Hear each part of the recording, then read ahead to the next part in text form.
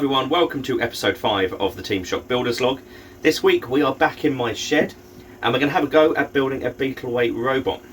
So this is going to be a 3-part series where we're going to do the first part today is going to be all about the design and components, and then hopefully over the next 2 weeks we're then going to have some building and testing of the robot that I'm going to have a go at building. Haven't really worked out what it is I'm going to be doing just yet, so let's see how it goes. After a little hunt around in the shed, this is what I've found so far, and I think I've got enough parts here to at least start having a go at a design for a beetleweight. So the first thing I found was in the spare robots box. This is the old chassis from Tsunami, which was my beetleweight flipper that I entered back in the Beetle Brawl back in early 2022. And I took all the pneumatics out ages ago because they were gotten rid of. I wasn't very satisfied with how they've worked, and the driver's just stayed in the old chassis ever since. This is essentially the Bristol Bot Builders kit. So in here we've got 2 of the 22mm gear motors. They've got some Fingertech wheels and hubs on there as well. Some 3D printed mounts in this one, which were okay, but I think I might just revert back to the standard nylon mounts that come with the BBB kit. We've then got a pair of the speed controllers from the same kit and a battery eliminator circuit there as well. So I think that's drive pretty well sorted. I think I can just take that straight out and use that.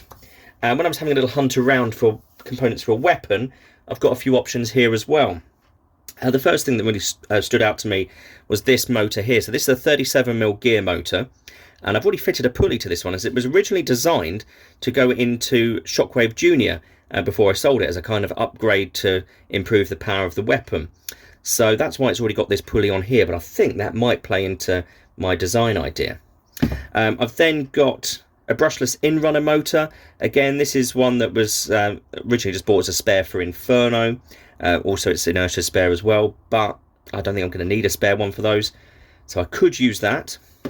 To work with that motor, I've got just a Chinese brushless speed controller. This one seems to be pretty new. I don't think I've used this one before. A little 30 amp model. Should run that brushless quite nicely if I decide to go down that route. In terms of running the 37mm motor, I've still got a Vex 29 motor controller, still brand new in its packet. I think this, coupled with that motor, could be really, really useful.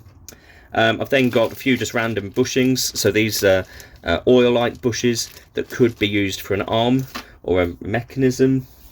Also got over here something I got. This was an eBay find. Got this one for 99p a couple of months ago. So this is a brushless outrunner motor, 2632, 1000 kV. Could be great for driving some kind of rotating weapon, so might be useful there. Would also work with that speed controller. Got a spare pulley. This is one that I made for Inferno a little while ago. Might be an option. And then box of XT30 connectors might be good for wiring it up. In terms of materials, I've got a load of stuff at the back over here. So we've got some 2mm HDPE and some 5mm HDPE, and then the sheet we've got behind that is a big piece of 8mm, and 8mm tends to be what I make my robots' chassis from.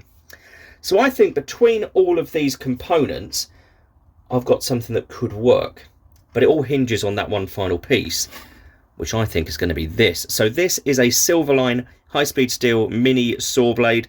It's 80 teeth, 85mm in diameter, 1.6mm thick, and I've had this for a little while, and I'm thinking this could be perfect combined with some of these components for making an overhead saw robot.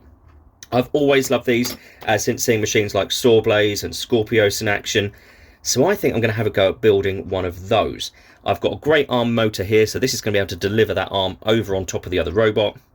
Either the in-runner or the outrunner motor will provide the rotation for the blade, and then I've already got the drive kit set up there. So I think that's what I'm going to go with. I'm now going to go and log into CAD and see what I can make work. And here it is. This is the design idea. So I do all of my designs in SolidWorks using their maker's license, and this has taken me about 6 hours, so it's not too bad. Now I know some people go down to modelling every last nut and bolt and detail in their robots, but that's really not my style. I try and keep it as simple as possible and then just get on with building it. So the structure here is pretty similar to what I've done before, especially on Inertia B4, because I know that one works so well. So the main chassis is 8mm HDPE, I've then got a bit of 2mm for the base, because I'm a little bit worried about weight on this one, because I've got a big heavy weapon motor, 2 separate weapon systems going on. I think it might be a little bit close to the 1.5 kilo limit. And then it's got some 5mm HDPE on the lids, just in case. Again, I think weight might be a bit too much. On the front of the robot, it's got 4 of our TPU forks, similar design to what I had on Inertia B4. They worked brilliantly, so I'm going to try and do those again, and hopefully they'll work. And also on the outside edges, the wheel guards and those sort of side bumpers are going to be 3D printed from TPU as well. And hopefully that's going to give us a nice tough chassis that should be reasonably resistant to spinners. And then in terms of the insides, so each of those bulkheads in the center of the machine are going to house one of the 2 weapon motors. So one side's going to have that 37mm gear motor that's going to run a single stage pulley up to the weapon arm, and that should enable that to swing through 180 degrees with a fair bit of power. So I'm thinking I might have to slow it down initially because it could be really quick. The idea there is I'm then going to convert it to be a hammer saw later on, maybe using a Hardox disc, so I'm leaving all of my options open at this stage. Then the saw drive itself is going to be using that blue brushless in-runner motor, so that's going to run through the middle of the machine, have a belt drive up to the main weapon axle, the same one that the arm is going to pivot around, with a secondary belt reduction going from that pivot all the way to the end of the arm. So that's basically how it's done on Sawblaze, and I thought I'd shamelessly steal their idea since it works so well. A few things are going to be a little bit untested in this design. I haven't really tried using this many belt reductions in a robot before. We'll see how it goes. So that's it for this week. When you come back next week, I'm going to have a day off and I'm going to try and get this thing built. So let's see how it goes.